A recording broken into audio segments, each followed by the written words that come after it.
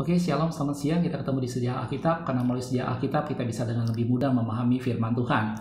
Hari ini Sejarah Alkitab kita mau bahas tentang ini ya, Mam ya, tentang dua kerajaan ya, kerajaan Yehuda dan kerajaan Selatan. Jadi kita akan kasih nama dengan nama judul Kings and Prophets. Nanti kita akan lihat raja-raja pada kerajaan utara dan kerajaan selatan, dan juga kita akan lihat nabi-nabi Tuhan yang menyampaikan pesan Tuhan pada mereka, gitu ya. Sebelumnya kita tahu bahwa setelah masa hakim-hakim, setelah umat Tuhan kembali dari kembali ke tanah perjanjian, kemudian mulai hakim-hakim memimpin mereka. Pada akhir masa hakim-hakim mereka mulai meminta kepada Tuhan seorang raja, gitu ya. Itu adalah ungkapan bagaimana dalam firman Tuhan dikatakan mereka bukan cuma menolak Samuel menjadi hakim, karena pada waktu itu Samuel masih menjadi hakim ya, tapi juga dalam firman Tuhan dikatakan mereka menolak Allah. Alasan mereka adalah biar mereka menjadi seperti bangsa-bangsa lain, gitu ya. Kita lihat ayatnya dalam 1 Samuel 8 ayat yang 7 dikatakan seperti ini.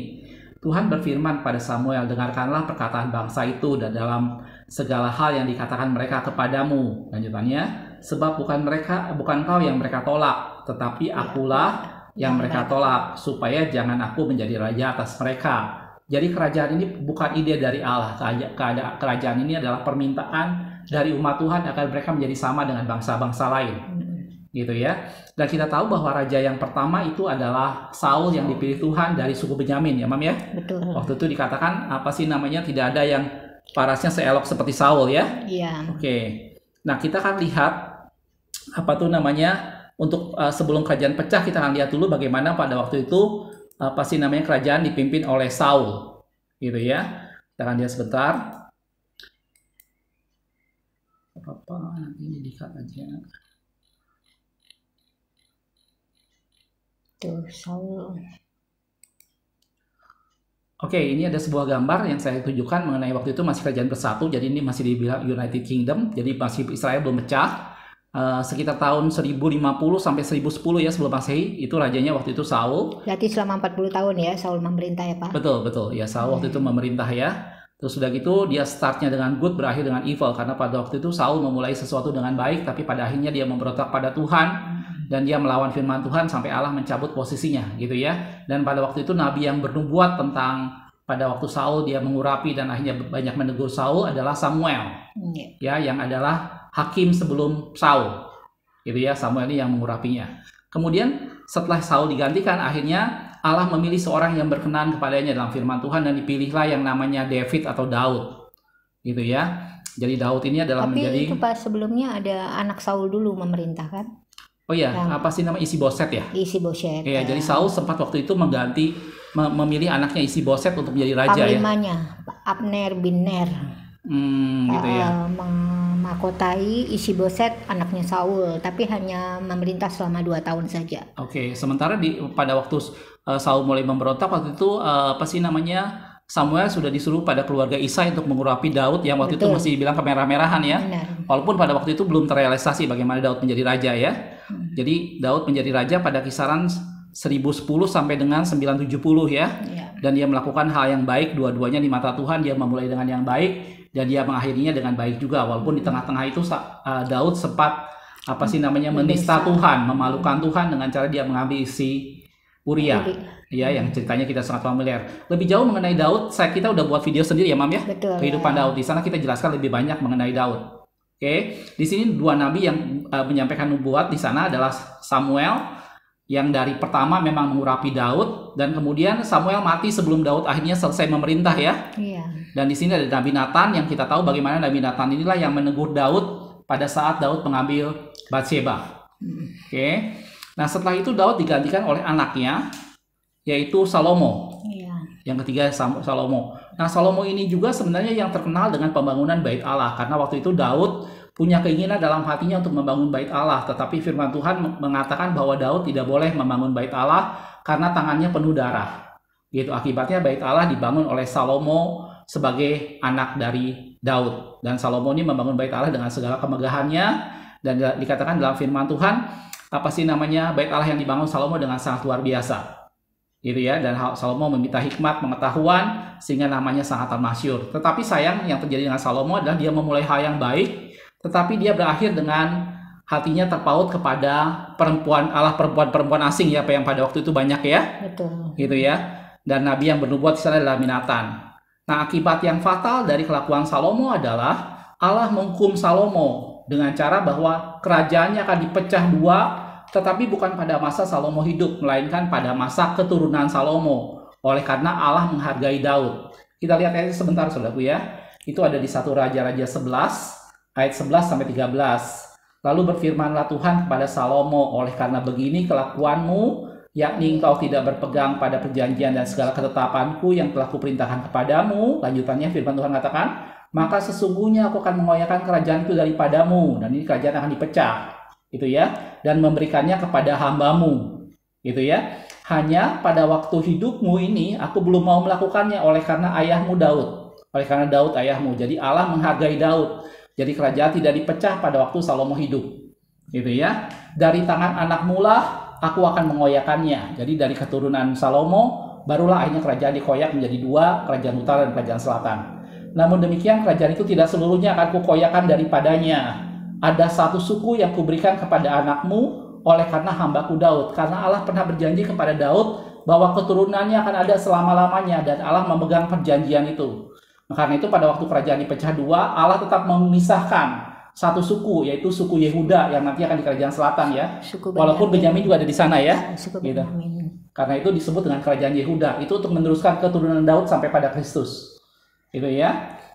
Satu suku akan kuberikan pada anakmu oleh karena hambaku Daud yang telah dan oleh Yerusalem, dan karena Yerusalem yang telah kupilih. Jelas saudaraku. Jadi itu adalah dari sana 3 raja pertama di Israel inilah kerajaan masih dikuasai keseluruhan. Nah, kalau kita lihat peta untuk kerajaan dari Saul, ini adalah wilayah kerajaan Saul.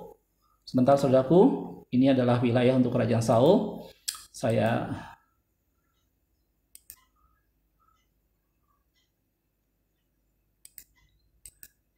Ini adalah area yang dikuasai oleh Saul. Gitu ya. Jadi dia menguasai sekitaran Sungai Yordan, ini Laut Mati ya. Dia menguasai daerah Yehuda seperti ini, ibu kotanya di Yerusalem, dan dia menguasai sampai sini. Ini yang daerah yang dikuasai pada waktu itu pada zaman kerajaan Saul. Jadi Saul cukup menguasai daerah yang cukup luas, tetapi nanti pada zaman Daud, kalau kita lihat peta yang kedua, itu adalah peta kekuasaan daerah kekuasaan oleh Daud. Nah, kalau kita lihat di sini, ya ini yang warna kuning ini adalah yang Saul tadi sebelumnya. Jadi ini tidak terlalu besar. Tapi kemudian yang batas merah ini adalah keseluruhan kerajaan yang dikuasai oleh Daud. Jadi Daud menguasai lebih banyak, bahkan dibilang sampai ke sini, sampai ke Edom. Ini semua dikuasai oleh Daud. Edom, Moab, gitu ya. Amon ini semua dikuasai oleh Daud ya. Nah, bagaimana dengan Salomo? Salomo menguasai daerah sebelah atas ini. Dia menambah kekuasaan dari Daud dengan menambah daerah sebelah atas ini yang putus-putus. Ini adalah daerah yang ditambahkan oleh Salomo. Jadi Salomo menguasai lebih banyak dari Daud. Jadi dari sini kita bisa melihat Saul menguasai daerah yang kuning ini, yang kecil. Kemudian Daud memperluasnya. Dan terakhir Salomo menjadikannya menjadi lebih besar. Gitu ya. Tetapi apa yang terjadi pada saat mereka mulai kerajaan dipecah di generasi berikutnya? Dalam firman Tuhan dikatakan ada beberapa suku yang mulai memberontak ya, Mam. Betul. Saat kerajaan pecah menjadi dua, maka dia ada beberapa suku di bawahnya yang memberontak. Ya, salah satunya adalah di sini ya, Mam ya. Edom, Moab gitu ya. Amon, sehingga ini pada saat dia pecah menjadi dua, daerahnya tinggal segini. Jadi tadi daerah dari David and Solomon yang asalnya luas sampai dengan ke bawah-bawah sini. Sampai sekarang, ke Syria ya. Ke Syria sana. Atas, sekarang setelah dia pecah, maka kerajaan tinggal seperti ini. Dan yang warna biru ini adalah menjadi kerajaan utara. Yang warna merah ini adalah kerajaan selatan atau kerajaan Yehuda. Itu adalah satu suku keturunan dari Daud seperti kata firman Tuhan. Oke. Suku yaitu Yehuda dan Benyamin. Benyamin ikut di sini. Oke. 10 suku di atas, 2 suku di bawah. Oke, sekarang kita kembali ke peta ini. Nah, setelah pecah, maka raja yang pertama untuk kerajaan Yehuda adalah Rehabeam ya, Mam ya? Rehabeam itu anaknya daripada Salomo. Anak Salomo. Oh ya, sebelumnya kerajaan utara kan nanti dipegang oleh Yerobeam ya. Nah, Yerobeam sebelumnya pada waktu Salomo, dia adalah seorang yang takas dari keluarga Efraim ya, suku Efraim ya. Dan dia membantu pada waktu itu Salomo. Jadi gitu. Kepala Rodi, Pak. Kepala Rodi ya. Oke. Nah, terus kemudian waktu itu ada nubuatan yang datang itu oleh Nabi Ahia. Nabi Ahia ya. Ahia itu berkata bahwa dianya mendekati Yerobeam, kemudian dia mengoyakkan jubahnya dan memberikan 10-nya kepada Yerobeam. Itu untuk menjadi gambar bahwa jumlahnya itu dipecah jadi 12, 10-nya dikasih Iya, ke Yerobeam ya. betul. Untuk menggambarkan bahwa Yerobeam nanti memegang 10 suku ya. Gitu. Nah, sementara 2 suku nanti tetap di kerajaan Yehuda. Iya. Nah, akibat berita itu kemudian Salomo akhirnya ingin membunuh Yerobeam. Nah, kemudian Yerobeam itu melarikan diri ke Mesir. Setelah Salomo mati, ya dia kemudian balik lagi ke Israel. Nah, saat itu Rehabeam yang menjadi raja di Yehuda ya. di Yehuda. Masih keseluruhan Israel karena waktu itu belum pecah kan. Kemudian Yerobeam minta kepada Raja Rehabeam ini supaya meringankan tanggungan atas mereka. Jadi waktu Salomo dia itu kerjanya sangat berat gitu kan. Jadi dia ingin meminta lebih ringan lagi pekerjaannya. Kemudian Rehabeam meminta nasihat nih kepada tua-tua. Tapi tua-tua bilang supaya diperingan saja. Tapi Rehabeam mengabaikan ya. Nah, Rehabeam mengabaikan, dia minta nasihat pada orang-orang yang muda. Nah, orang-orang muda ini memberikan nasihat sebaliknya daripada tua-tua. Diperberat saja. Sehingga Yerobeam memberontak. Kemudian mereka menjadikan Yerobeam sebagai raja mereka. Dan itu mengenapi kata firman Tuhan bahwa kerajaan pecah menjadi 2 ya. Jadi Yerobeam ini akhirnya menjadi raja kerajaan utara. Dan kemudian waktu itu Rehabeam sempat marah dan sempat hendak mengejar Yerobeam ya. Iya, betul. Tapi kemudian datang firman Tuhan bahwa itu tidak boleh dikejar karena memang itu kehendak Tuhan bahwa itu akan terpecah sebagaimana bentuk hukuman kepada Salomo. Betul sekali. Gitu ya. Jadi Rehabeam ini adalah kerajaan Yehuda pertama kali rajanya, Yerobeam adalah kerajaan utara atau kerajaan Israel. Gitu ya. Nubuatnya itu datang dari Nabi Semaya yang menyampaikan pesan Tuhan kepada Rehabeam ya, bahwa dia tidak boleh mengejar. Tidak boleh mengejar Yerobeam karena memang itu sudah nubuatan ini ditetapkan oleh Tuhan untuk seperti itu. Nah di sini ada scripture-nya ada 2 raja-raja dan kronikal. Jadi bacaan kita saudaraku ada di raja-raja dan Tawari. Ya, raja-raja dan Tawari. Khususnya di raja-raja 2 raja-raja ya. Karena 1 raja-raja sampai dengan Salomo gitu ya. Di 2 raja-raja baru kita bisa bicara bajak terpecah. Dan satu lagi saudaraku, kalau misalnya kita bicara soal kerajaan selatan, kerajaan Yehuda, itu kita bisa banyak temukan di Tawari. Betul. Tapi kerajaan utara atau kerajaan Israel, raja-rajanya banyak dijelaskan di 2 raja-raja. Jadi itu bedanya antara raja-raja dan Tawari, gitu ya. Di Tawari lebih fokus kepada kerajaan selatan, sementara di raja-raja lebih fokus pada kerajaan utara. Gitu ya. Jadi itu sekedar masukan buat kita. Jadi bacaan kita silakan Anda lebih baik kalau bisa membaca langsung dari raja-raja dan Tawari. Oke, silakan lanjutkan, Mam. Yerobeam ini masih memerintah sampai dengan Abiam di kerajaan selatan ya. Betul, iya. Jadi Yerobeam kan memerintah 22 tahun, ya. Nah, itu yang menubuatkannya Nabi Ahia kan ya. Nabi Ahia yang di Yerobeam ya. Jadi Yerobeam memang lebih lama masa pemerintahan dibandingkan Rehabeam ya. Nah, Yerobeam ini tidak taat kepada Tuhan, Pak. Jadi dianya di awal-awal saja dia sudah membuat ilah lain lah. Itu tujuannya kan supaya kerajaan utara tidak beribadah ke Yerusalem ya. Karena jadi dia takut kalau rakyat dari utara ibadah ke Yerusalem, nanti mereka bisa bergabung lagi dengan kerajaan selatan ya. Jadi akibatnya Yerobeam membuat peribadatan baru waktu itu ya. Dia di kota Dan dan Betel kalau nggak salah ya. Iya. Patung lembu tuangan ya, Pak ya. Iya, betul. Jadi sejak awal Yerobeam sudah membuat suatu bentuk penyembahan, suatu bentuk peribadatan baru yang tidak kepada Allah di luar Yerusalem, yaitu di Dan dan Betel. Oke. Terus, Mam? Ya, kemudian kita balik ke Yehuda ya, Pak. Yehuda itu setelah Rehabeam mati, maka anaknya yang menggantikannya, Pak, yaitu Abiam. Tapi Abiam ini cuma memerintah selama 3 tahun saja, ya. Dia melakukan hal yang jahat semua ya, sama dengan Rehabeam ya. Iya.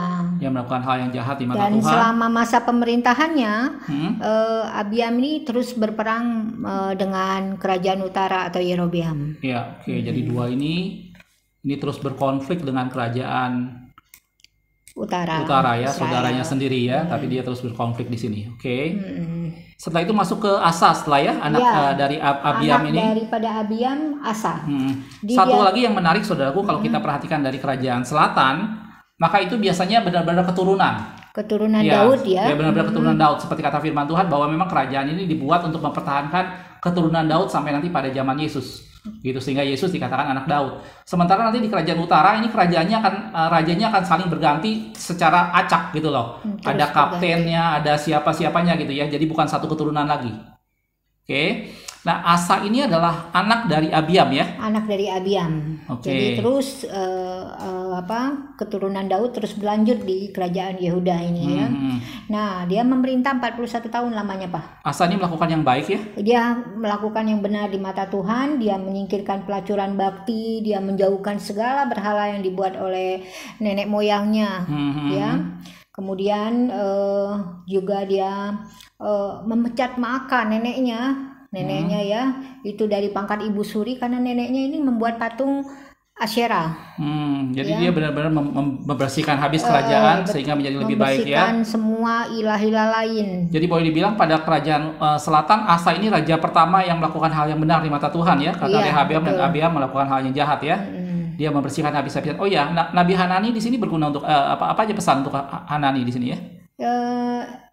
Ini yang penting juga, Pak. Pada zaman Asa ini, Pak, sampai tahun ke-35 pemerintahannya. Tadi kan 41 tahun dia memerintah ya. Sampai tahun ke-35 pemerintahannya tidak ada perang. Oke. Jadi damai sekali kerajaannya. Ya. Nah, kemudian itu di sana dikatakan ada Hanani ya. Iya. Hanani ini setelah waktu tahun ke-35 berakhir, itu Asa mulai dianya bergantung kepada Raja Aram. Nah, Hanani ini yang menegurnya ya? Iya. Hanani yang menegurnya, kenapa tidak bersandar kepada Tuhan? Mengapa bergantung kepada Raja Aram? Oke. Gitu. Nah, sementara itu di kerajaan utara pada waktu itu ada Nadab, Baesa, Elah, dan Simri ya? Iya. Dan Omri juga ini pada masa kerajaan Asa di Yehuda ya? Benar. Jadi kerajaan utara di sini Nadab, Baesa, Elah, dan Simri ini semua melakukan hal yang jahat di mata Tuhan ya? Ya, semua kerajaan Israel melakukan hal yang jahat di mata Tuhan. Ini Nadab adalah anak dari Yerobeam. Dia cuma 2 tahun memerintah Nadab itu. Baesa ini siapanya? Nah, nanti Nadab itu akan dibunuh oleh Baesa. Gitu. Jadi ini apa sih namanya, tidak ada hubungan keluarga, ini benar-benar dia melakukan suatu pembunuhan. Baesa ini dari suku Isakar. Baesa dari suku Isakar. Oke. Terus udah gitu Baesa mengangkat anaknya Elah ini. Iya, Elah ya. Iya, itu menjadi raja berikutnya ya. Iya. Ini periodenya pendek-pendek semua nih, semua melakukan hal yang jahat.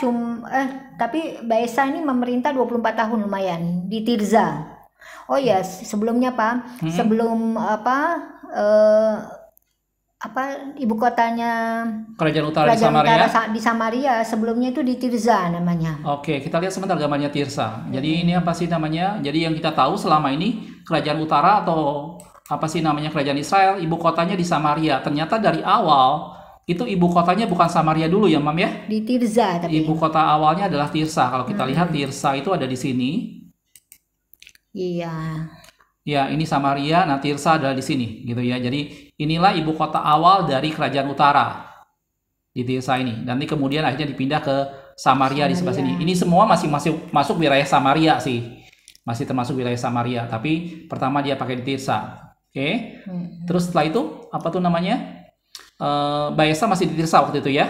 Terus Elah juga di sana. Di Tirsa, kemudian Elah anaknya Baesa ini juga memerintah 2 tahun di Tirza juga ya.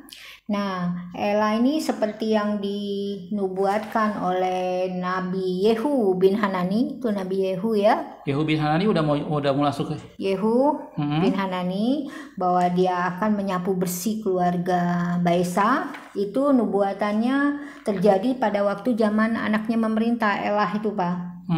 Karena Elah ini nanti dibunuh oleh Zimri. Itu adalah kaptennya kalau di sini. Panglima setengah dari pasukan kereta.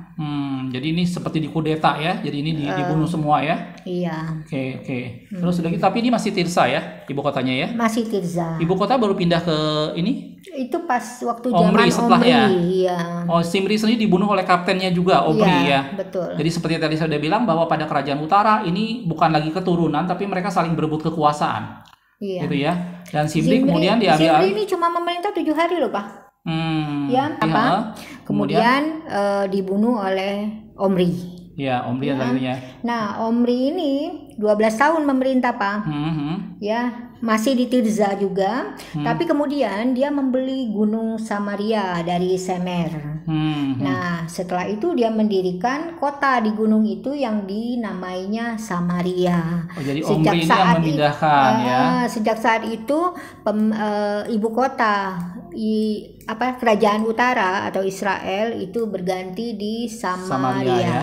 Jadi apa sih namanya, Omri yang memindahkan itu ya dari Tirsa ke Samaria ya. Betul. Karena dia beli di sebuah gunung ya. Beli gunung di Samaria, dari Semer, orangnya namanya Semer. Kemudian kota dibangun dinamakan Samaria. Oke, jadi sementara di kerajaan selatan ada Asa dengan segala sesuatu yang baik yang dia lakukan. Iya. Tapi sayangnya dia bergantung pada apa tuh namanya, kerajaan apa tadi? Kerajaan Aram. Kerajaan Aram yang itu ditegur oleh Hanani. Sementara di kerajaan utara sampai dengan Zimri dia memindahkan ibu kota dari Tirsa ke Samaria. Nah, ini juga pada tahun ke-39 pemerintahan Asa, Pak. Itu dia sakit pada kakinya. Dan terus semakin parah. Dan dia tidak mencari pertolongan Tuhan, tetapi tabib. Itu Asa salahnya di sana. Dan akhirnya Asa meninggal dalam kondisi sakit, kata firman Tuhan ya. Sekali. Oke. Nah, berikutnya adalah Asa mulai digantikan oleh Yosafat ya. Ini salah satu tokoh penting juga di kerajaan selatan. Anaknya Asa, Yosafat. Yosafat adalah anaknya Asa ya. Oke. Nah, Yosafat ini memerintah 35 tahun jadi Raja Yehuda. Ya. Dia sangat pokoknya dianya sangat melakukan hal yang benar di mata Tuhan. Tapi sayangnya, Pak, dia besanan dengan Ahab Raja Israel. Ya, jadi sementara Yosafat ada di kerajaan utara, di kerajaan selatan, di kerajaan utara berganti pemerintahan menjadi Ahab. Betul. Nah, ini kita kenal sekali di satu raja yang sangat jahat, terutama Ahab ini terkenal sekali. Iya, terutama karena istrinya Isabel ya. Dan pada waktu itu Nabi Elia yang banyak menegur kelakuan Ahab. Gitu ya. Jadi salah satu nabi yang terkenal di kerajaan utara itu Elia, dan dia menegur banyak tentang perilaku Ahab dan Isabel. Dan ini ada berbarengan dengan Yosafat, dan kemudian Yosafat membuat besanan dengan Ahab ya. Iya. Gitu. Oh ya, saudaraku, nanti untuk yang Elia nanti kita akan buatkan terpisah karena cerita tentang Elia itu banyak sekali. Gitu ya. Oke, terus yang besanan itu berarti anak Yosafat dengan anak Ahab ya. Betul, anak Yosafat yang laki-laki ya. Yoram namanya ya. Oh iya, ini Yoram yang kemudian jadi raja nanti setelahnya ya. Kemudian anak Ahab namanya Atalia, anak Ahab. Oh, nanti Atalia malah jadi raja di kerajaan selatan juga ya. Tapi cuma sebentar saja. Oke, jadi ini Ahab anaknya adalah Atalia, sementara Yosafat anaknya Yoram, dan mereka menikah ya. Gitu ya. Dan itu ditegur oleh Nabi Tuhan ya. Iya, jadi pada waktu Yosafat membantu Ahab berperang,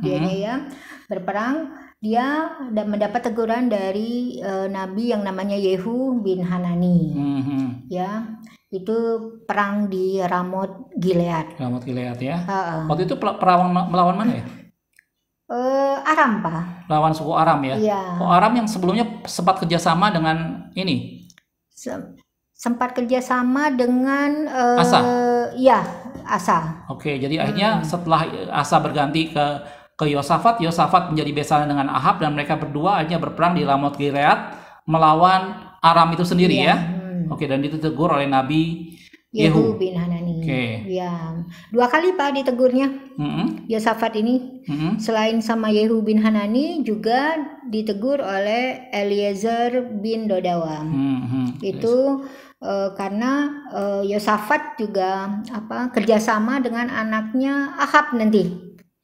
Anaknya Ahab ya. Ahasia ini ya. Ahasia. Jadi dia kerjasama juga dengan Ahasia ini anak Ahab ya. Benar ya. Kenapa Tuhan sangat tidak suka dengan Ahab karena dia mulai ini Pak, dari istrinya itu Pak, Isabel. Ya, dia mulai melakukan peribadahan, yaitu menyembah dewa Baal. Kenapa? Karena Isabel itu anaknya Baal, raja orang Sidon. Nah, seperti kita ketahui, raja orang Sidon itu menyembah dewa Baal. Akibatnya Ahab juga menyembah dewa Baal. Jadi dia mengadakan peribadatan kepada Baal gitu ya. Disinilah istilah pertama kali Baal diperkenalkan ya. Dia membuat mesbah Baal di Samaria. Selain itu dia juga membuat patung Asyera. Wah, pokoknya udah rakyatnya udah ada menyembah patung tuangan, lembu patung tuangan itu oleh Yerobeam, ditambah lagi dengan Baal, Asyera juga. Jadi setelah ini mereka banyak ituin ke Baal ya. Dan apa sih namanya, Yosafat jadi bekerja sama dengan Ahab sebagai besannya, dan juga dengan Ahazia anaknya ya. Iya. Anak Ahab ya. Jadi ditegur oleh Tuhan. Oke. Nah setelah Yosafat selesai, tapi ini Yosafat sampai dengan akhirnya dia melakukan hal yang benar di mata Tuhan ya. Kesalahan dia hanya bekerja sama dengan besannya, yaitu orang yang tidak mengenal Tuhan, yaitu Ahab.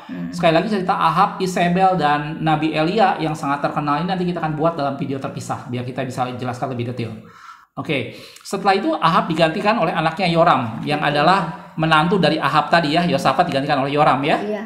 Itu. Tetapi Yoram karena dia menantu dari Ahab, benar. Ya, maka dia melakukan hal yang jahat seperti Ahab. Benar. Gitu ya.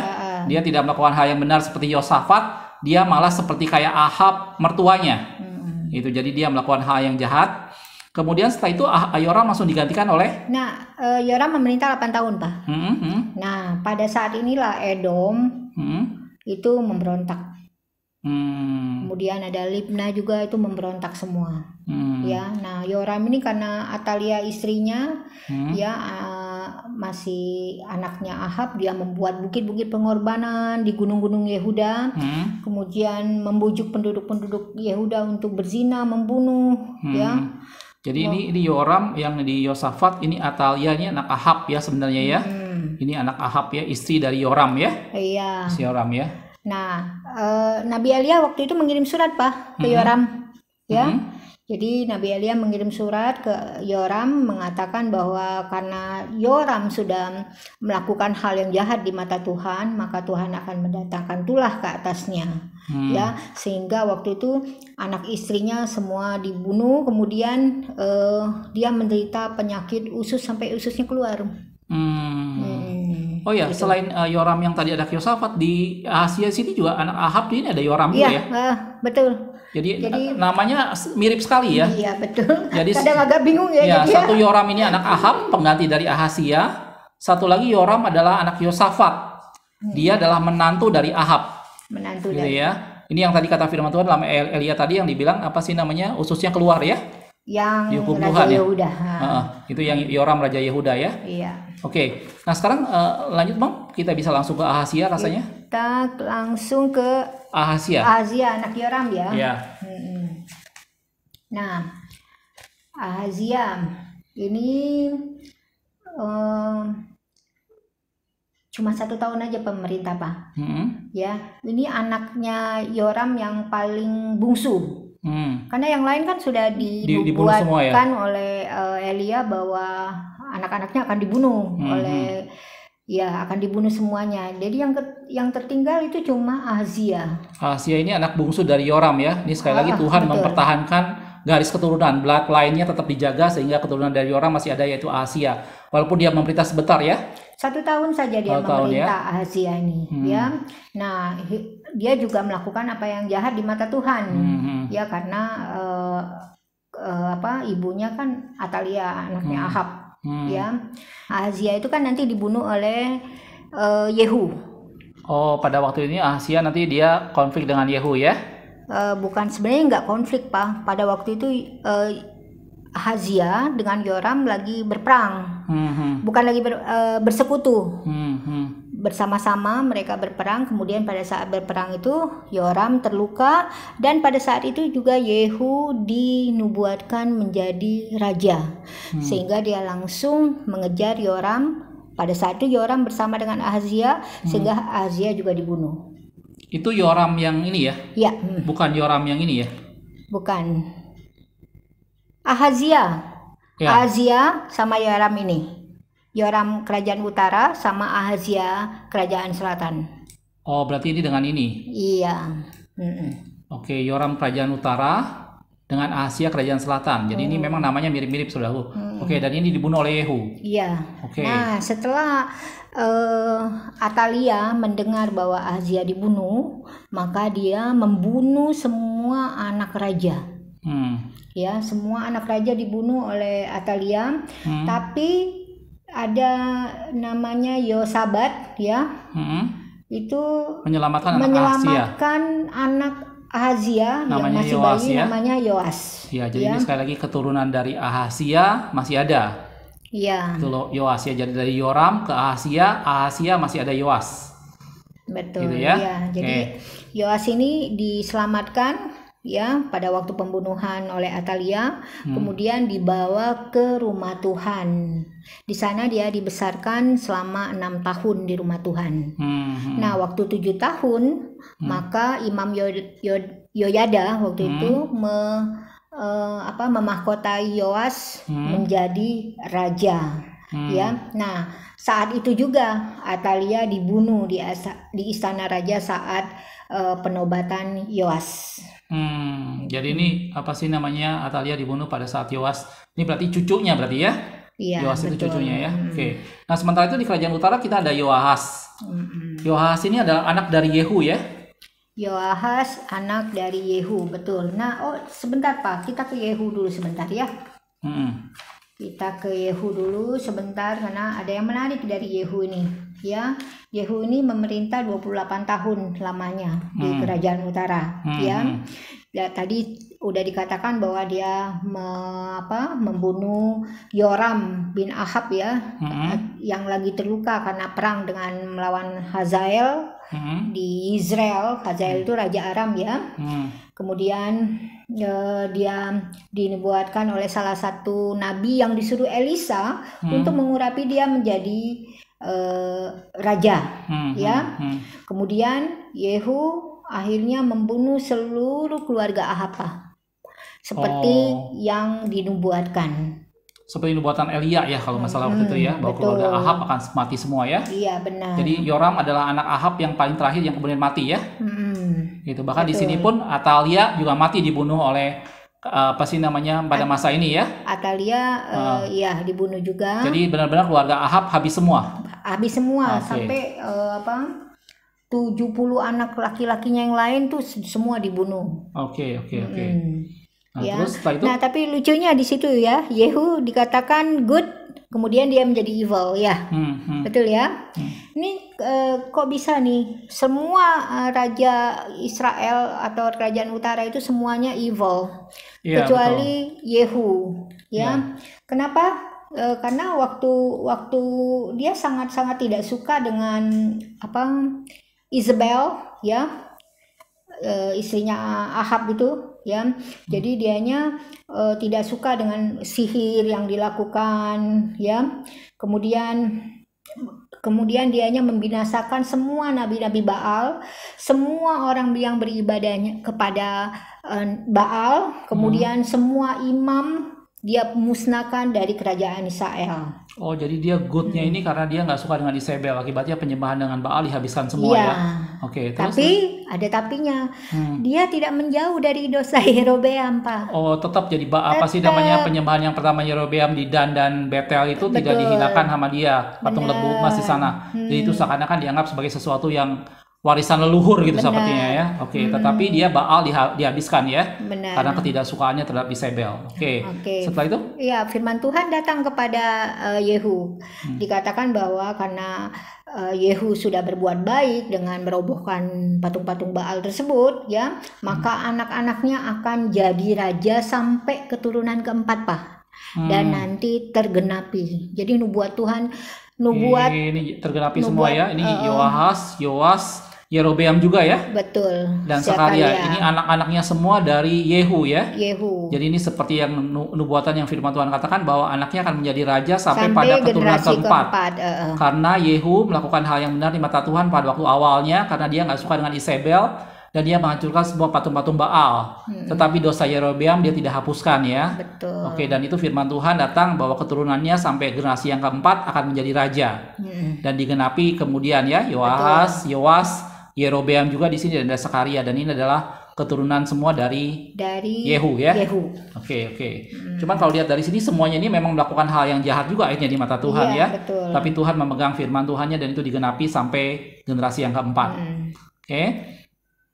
Sementara itu di kerajaan selatan dari apa sih, dari Yoas ini tadi anak dari apa sih namanya Ahasia ya, yang sempat dilarikan oleh Yosabat tadi, kemudian dia menjadi raja dan digantikan oleh Amazia ya. Amazia. Ini anaknya juga ya? Iya. Amazia ini memerintah selama 29 tahun. Iya. Nah, dia melakukan apa yang benar juga di mata Tuhan.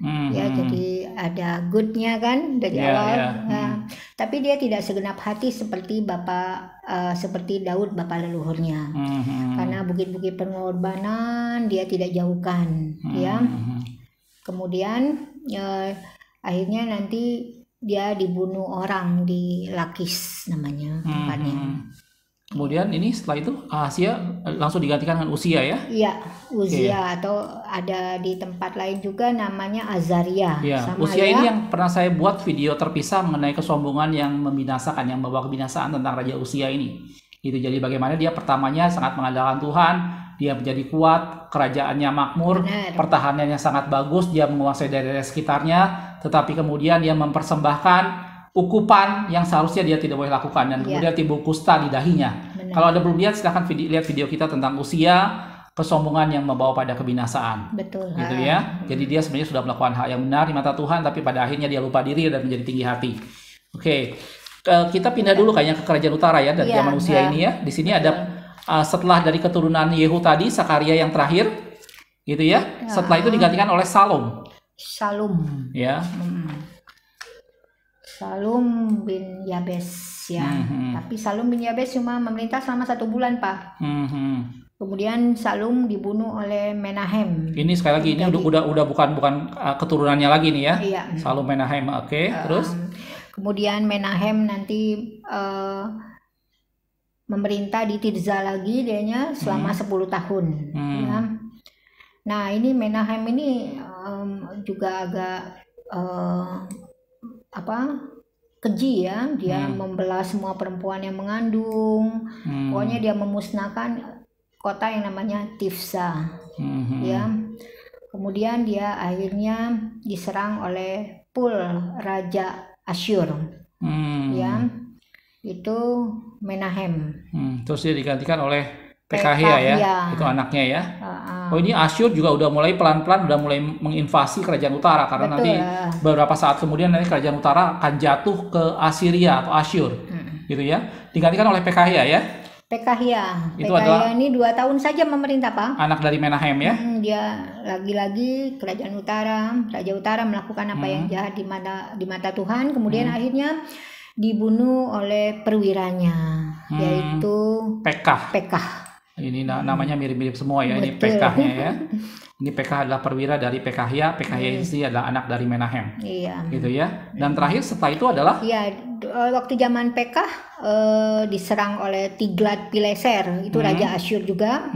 Ya, jadi Raja Asyur merebut banyak kota seluruh Israel, ya, seluruh tanah Naftali, sehingga seluruh penduduknya diangkut ke Asyur. Itu sempat masa ada Hosea juga sebentar ya.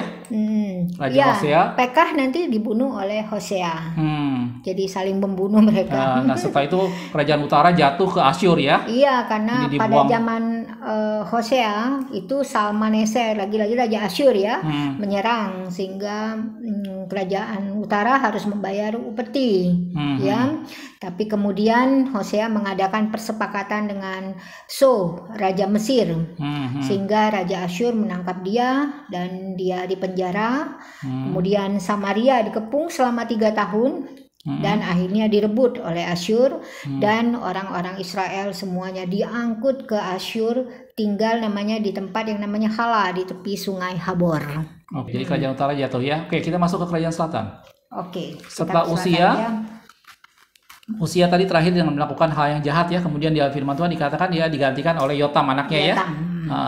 Oke, nabi yang menegur pada zaman Usia juga adalah Nabi Yesaya. Ya, Nabi Yesaya. Nabi Yesaya itu nanti sampai pada zaman Hizkia itu juga dia yang menubuatkan tentang kejatuhan dari kerajaan selatan dibuang ke Babilonia, yang salah satu videonya saya udah buat. Oke, bagaimana dengan Yotam? Yotam ini 16 tahun dia memerintah. Dia melakukan hal yang benar di mata Allah ya. Tuhan. Ya, tidak terlalu banyak diceritakan. Kemudian Ahaz anaknya menggantikan dia.